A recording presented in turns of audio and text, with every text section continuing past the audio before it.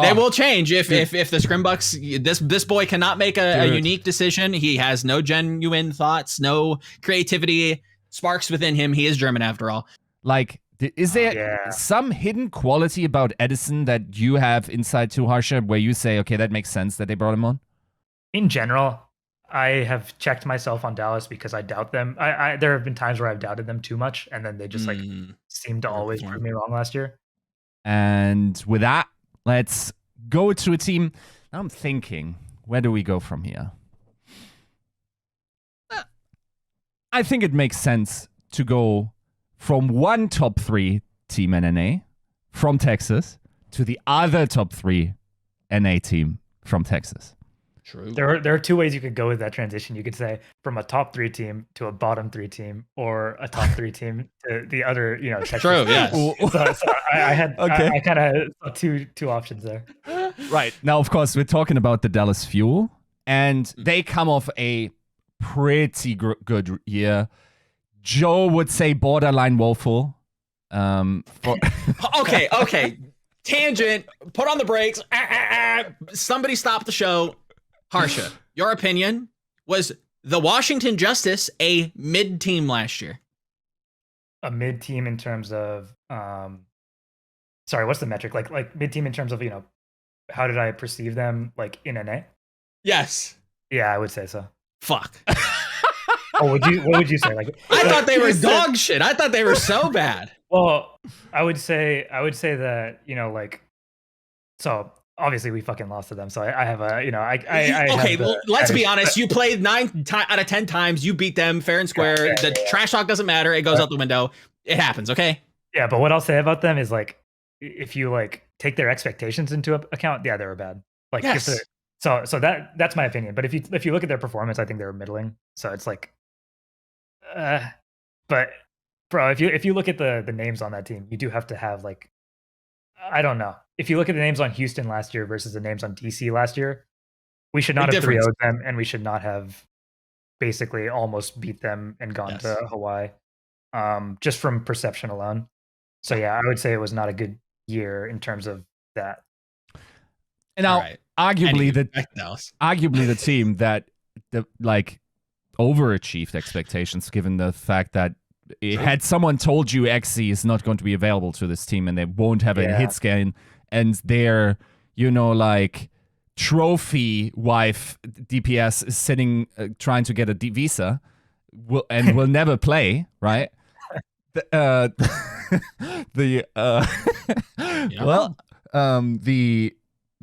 are still going to be arguably the second best team. I think, like, we probably too readily give that to Dallas instead of Atlanta, honestly, or maybe Chengdu. It's still that this was a great team last year. It was a great team that defined its own style because it had to, and in that was very impressive. I think there were a lot of narratives coming into, like, actually, like, for Paris, the year where they also won a tournament, dude, like, Rush is only half the story. It's 9K that also, while that might all be true, like, the qualities now of that coaching stuff, to me, have been demonstrated, right? Like, they took a pretty unwinnable situation, or hard to win situation, and made, like, lemonade, right? So, coming into this year, now they have a lot more ability. Presumably, like, yes, they had some COVID scares here and there. It might delay their start. It's not going to be considerable of a disadvantage, right? They were now able to, like, assemble the squad. As far as I'm aware, like, every visa is in check and whatnot. And they decided on, like, adding pretty interesting players to the team, keeping pretty interesting players. I think, okay, let's start with the outlier that still to this day doesn't make sense to me why they picked him up. And that is Edison.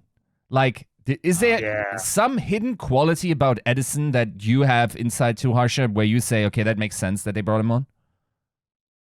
No. Well, I mean, there is the, like, so he and Fielder are very close because they played in GC Busan together. So, that much, I'm sure, like, he had some input there. And did anyone on their coaching staff no, I don't think anybody came from GC Busan. So they might be familiar with him from, like, Element Mystic versus GC Busan, but I don't.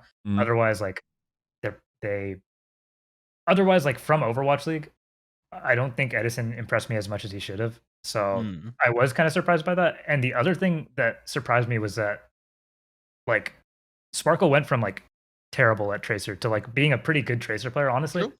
So he like really surprised me last year. I really didn't feel like they needed Edison.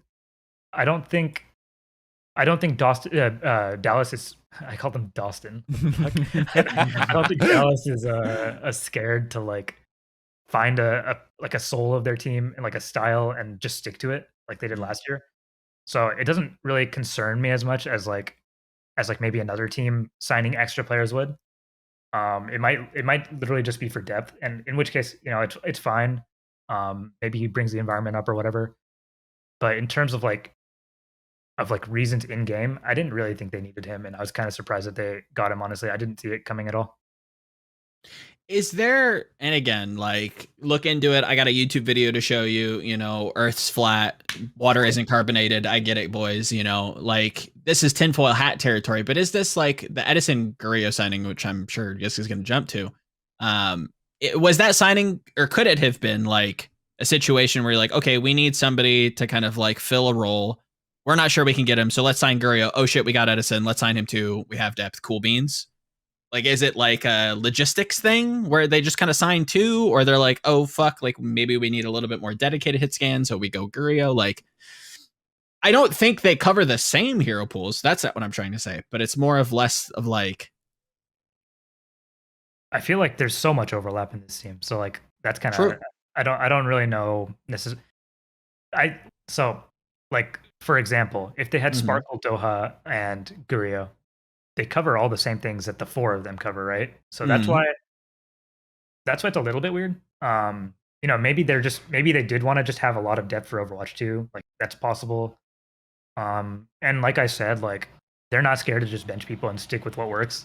Sure. So, that much makes it less of a concern for me. But it is still weird that they like went for it. And yeah, maybe Yiska does have better insight. I don't know. I actually don't, and I feel like in my mind, if I have resources in order to hire like an additional player, I don't pick Edison. I actually probably pick another support player in this situation because maybe. Like that backline, I'm not sure. And honestly, like I'll just like tell you straight up. This sounds heretical already. No, I don't know about Chio as a player, and if he potentially can cover the full range that he has to cover. Because, like, if we're playing double flex support matters, or if we are playing main support matters, like, or is Fielder just going to pick up Lucio? Like, maybe that's just feasible now, but, like, I mean, if you're designing a team to be meta-resistant, you're probably not going 4 DPS, you're probably going 3 supports, right? So, like, what do you think about this backline, Joe? You ready? We're going to do what everybody's always done, that everybody always seems to forget that was always done in the past. There's a double flex support. We take our little rookie boy, we take Gurrio, say, here's Zenyatta. Take him, we go, here's Baptiste. Right. They got the guns. They play like all those heroes. They play like Xe. Who else? Bazzy. What's some other legendary, flex support / hit scan DPS players? I think there's reason to believe that Overwatch 2 and Overwatch in general is going to become more role fluid. I think Gurrio, again, like it's tinfoil hat. Yes, it's a thought, right?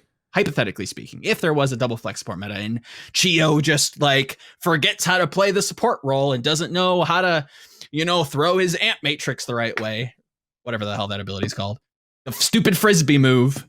I think Gurrio can probably just fill in. I full on blame Shock for like shitting into people's heads, entrenching that idea with like Rascal playing Bab to Super playing Genji to Violet playing like McCree, like, and how often has that worked well? Okay, I give you Bab, I give you Rascal Bab, like. I don't know, man. I don't feel so good right around here. Like, unless Edison is like the hyper uber flex player, then it makes sense to me. But my dude barely was able to do that for Atlanta, like on his own role. I don't expect it to happen either, to be honest. Because one thing I did hear from Rappel, I think, is that XC did fill the Zen role because when was this when I think this is when Rappel joined Titans. So I think he left on like short notice. And that's why they ended up Okay. If my timelines are correct, I think that's why they ended up using XC for Zen. So I don't think it was actually just because I think it was like actually just like an emergency thing rather than we think he'll fit in super well. And they do have plenty of time right now. So I think of course. it is probably just going to be Chio and Fielder. One thing I think I remember them saying is that they thought that Chio was like pretty flexible in terms of what he can play, and that's why they signed him. Okay. I'm not sure if I'm making that up or if that was from an interview like a long time ago, like right when he was signed.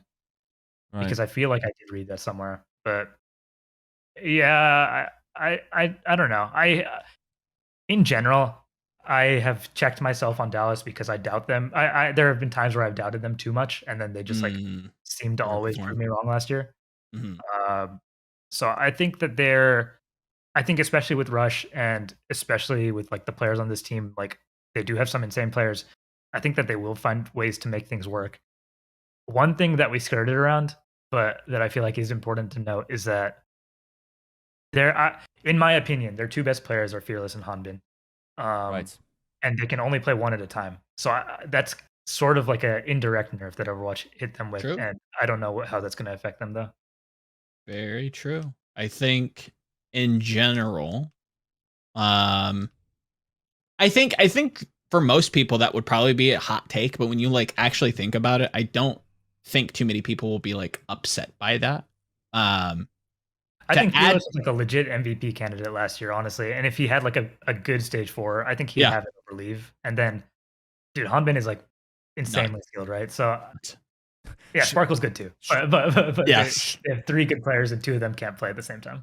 Straight up, I'm not surprised if Hanbin just hard benches Fearless this season. Depending on what, like if it isn't monkey meta, it's totally possible to me that Hanbin is just better at every other hero they could throw him.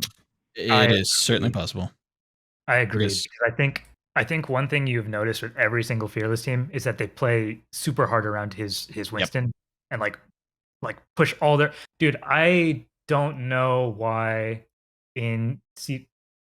Okay, I hate narratives a lot. So I don't know why in season 3 fucking Fleta got MVP in season 3 compared to season 4 when the soul of that Shanghai team was Fearless. Like every time they tried benching him, they lost. Like every single time without fail. They literally had to reverse sweep Soul in that first melee in the melee off the back of Fearless's Winston. They like benched him for overall playoffs and then got dumpstered. Well, not dumpstered. They just didn't do that well, right? And then I Fleta's good, but then like Fleta improved the next year, and then people don't look at him as an MVP candidate, in my opinion, which is like, I don't know. I felt like that was such a weird scenario. But then Dallas did the same thing that Shanghai did, and they won so much off of that, right? So I feel like if you use Fearless, you have to play entirely around him, versus if you use Hanbin, you just have a player that can play probably anything at a really high level. So one concern I have is if you bench Fearless, is this team a lot worse suddenly? Yeah. Because if you have a team and you just push all your resources into Fearless and you let him like be the soul of that team, you'll always have a top 3 team in Overwatch 1, right? We saw that 2 years in a row. Like fucking discount. I saw people saying like Fearless had the biggest turnaround ever in terms of skill. Like no, he just discount season 1 Shanghai. It doesn't count. Fucking terrible situation. So we've seen a proven track record with Fearless. I don't know if I have the same trust in this team not having that style and like benching him. That's my concern with Dallas. Right. It's a big paradigm shift for sure. Agreed. You know, like Fearless might be coming in as one of the losers also in playtime this season, of course. Yeah. But honestly, I'm kind of scared for Doha. Am I the only one? Like in my mind, if I'm thinking, okay, we have a flex or a projectile DPS meta. Sparkle's playing every single one ahead of Doha, right? Yeah. Like Sparkle's also playing like if Tracer is meta, then maybe if you need Tracer like some flex DPS, okay, I can then see how Doha plays. For everything else, like Gurio or Edison are more likely like to play in basically every other meta. So it feels pretty niche. In what situations? Basically, like, okay, if we're playing Tracer, I'm not even 100% sure if Sparkle then takes it, given the right. Sure. Like, is there potential where we're just not seeing Doha at all this season? I mean, I think there's potential to. I think it kind of, for me, at the very least, I think it starts with how teams view Overwatch 2. I think as much as I believe it to be very open and very like, fresh playground, everybody can go in, do what they want and build your own style, straight up build a bear and, we're going to have a really cool, like colorful meta. And I think that probably will be the case just because of the, 2 regions, but I think in that kind of freedom, a lot of teams, I'm going to say this and this is going to be taken out of context, get kind of scared and just like try to focus in on one thing, and things become really rigid in practice circles, especially, I think NNA particularly. And if that's the case and there isn't like this really flexible and kind of fluid, like mid-map, like, oh, they made this call, we need to have that flexibility to answer it, or XYZ. Or maybe Overwatch 2 is so much of a change that can't be the case, especially initially. Yeah, I think that significantly impacts Doha's playtime. It could just be, I mean, if I'm going to be honest, I think Sparkle's probably just like a must play. I think if anybody's going to be a soul of this team, it's probably going to have to be Sparkle, especially when you look at like Fearless's kind of shallow-ish hero pool. I don't think I'm interested. It would be an interesting bet to make to see if Dallas never plays him, or if the meta just kind of like flips in a way that like he just doesn't see play. Because I think there are some metas that like they aren't going to be able to like field well, and Rush is going to go, look, we're not necessarily doing good at this, but you know what we are really good at? X, Y, or Z, and we can just like tunnel that, and we can put Fearless in. We can play, full court press, aggressive Overwatch like we always do, and try to take it to him. I think it'll be a little bit more poignant when he's played. Like, I think it's going to be like very stylistic. Like, what's coming. It's going to be kind of telegraphed. But yeah, for Doha, kind of depends on how things starts. If it's a flexible meta, I think he sees a lot of playtime. If it's not, it's looking pretty grim. I guess that could be another reason that they signed Edison.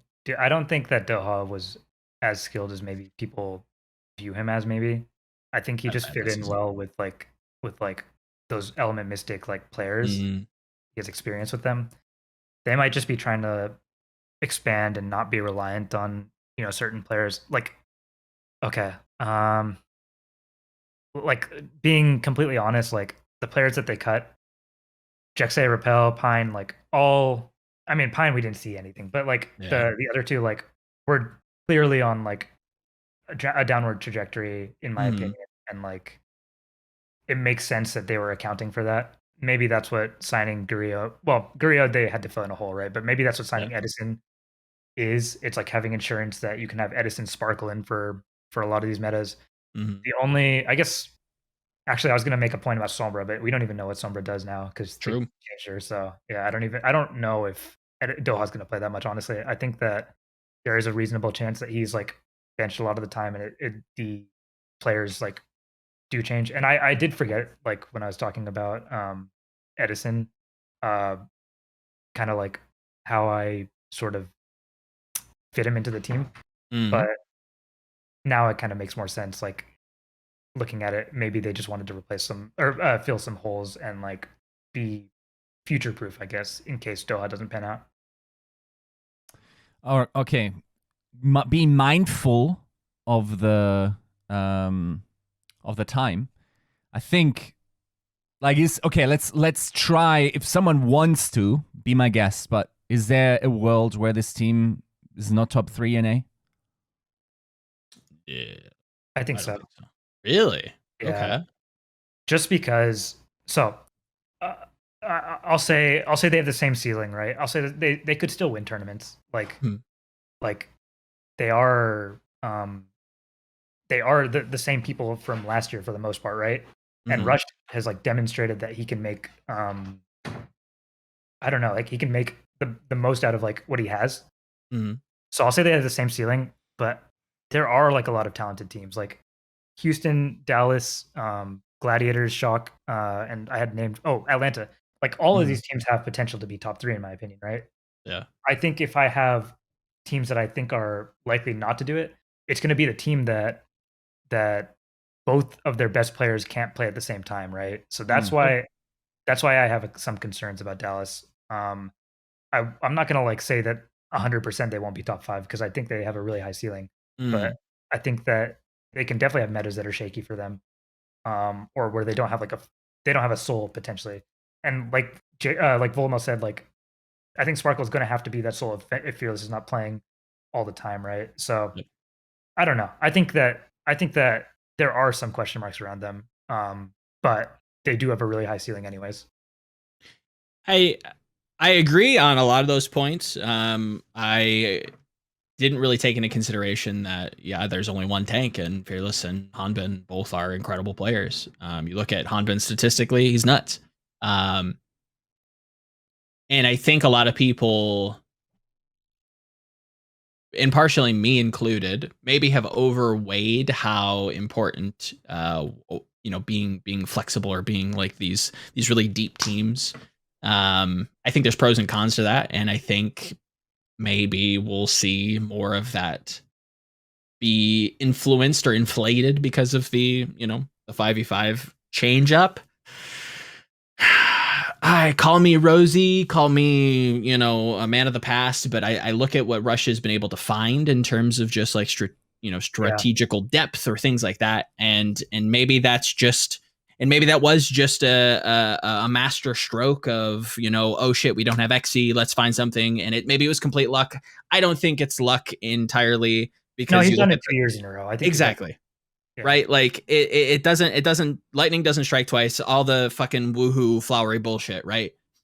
Facts are he's nuts. This team's really, really talented. I think they'll find a way. If they can't necessarily play up to the meta, I think it would be criminal to see them outside of like top 3 NA at the very least, and competing for stage titles, mid-season titles, even championships. Again, like I think Sparkle's good enough. I think I side with you in terms of like, is the Hanbin Fearless switch going to be big?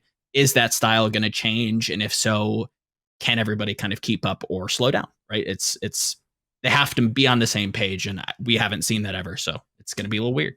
I'll add one more thing. So I think that they were able to cover up not having XE last year because that team had such a strong identity, right? Where they could like rely on Fearless and Sparkle to be like sort of like those sources of I don't know, like aggression, like passion for that team, right? Mm-hmm. I think that potentially, let's say it's smarter not to play Fearless a lot of the time. I think that maybe these players don't work as well as they do together. So, and it's going to sound silly saying that because like, we do have like that data point of Paris before, but that was a very different team. So yeah, I think, and that was a very different team, and they had they had XE and stuff like that. So it's just very different factors, I think. But yeah, I can see why you would not have them lower than top 3. I think that there's definitely the chance that they'll prove me wrong and be like still, best team in NA. I just do have like that tiny doubt in my head. So that's why I have like a wider range. For sure. Yeah. I think in my mind, there is range. I think Dallas is also known to get a little bit slower into the season, theoretically, in terms of like how it goes in the preseason. We'll see, but generally speaking, I think this might also just be their year. I think already last year, there's an argument to be made that if Winston stays meta, they might even have a better season than they did. Yes. So we'll see how this develops. Winning Overwatch League, unfortunately, always is an element of luck involved, like in terms of what remains meta. So we'll see about that.